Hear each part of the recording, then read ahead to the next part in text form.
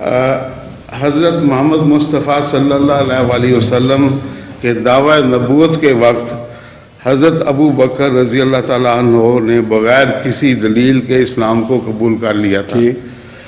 حضرت عمر رضی اللہ تعالیٰ عنہ نے 6 سال مخالفت کی اور پھر اسلام کو قبول کیا.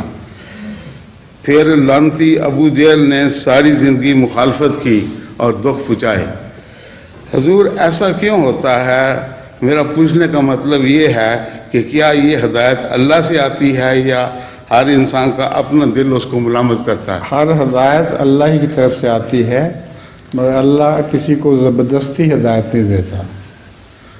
یہ جو انسان کو اختیار دیا گیا ہے، یہی تو فرق ہے انسان و فرشتوں میں. فرشتوں کو اختیار نہیں ہے کہ کوئی کام کریں یا نہ کریں.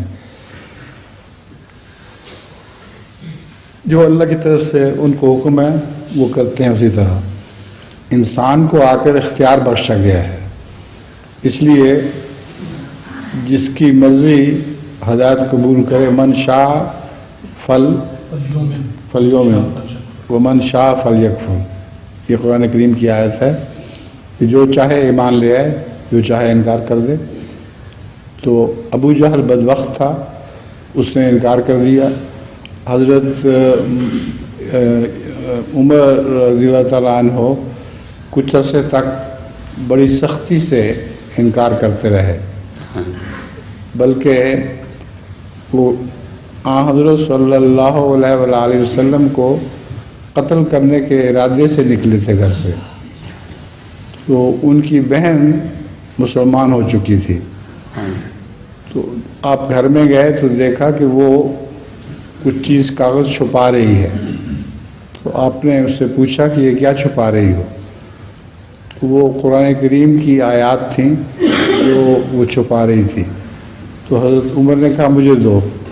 آپ نے کہا نہیں، تم ناپاک ہو، تم اس کتاب کو ہاتھ نہیں لگا سکتے، اس لیے پہلے غسل کرو اور پھر یہ مجھ سے لو.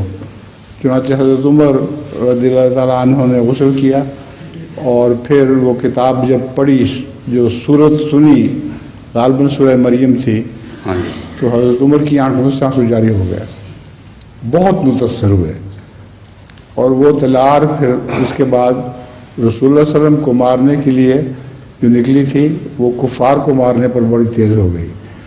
چنانچہ جب حضرت عمر رضی اللہ تعالیٰ عنہ حضرت رسول اللہ صلی اللہ علیہ وسلم کی خدمت میں حاضر ہوئے تو دروازہ کھٹکھٹایا. اندر صحابہ اور بھی بیٹھے ہوئے تھے. تو پوچھا کون ہے؟ کہا میں عمر ہوں.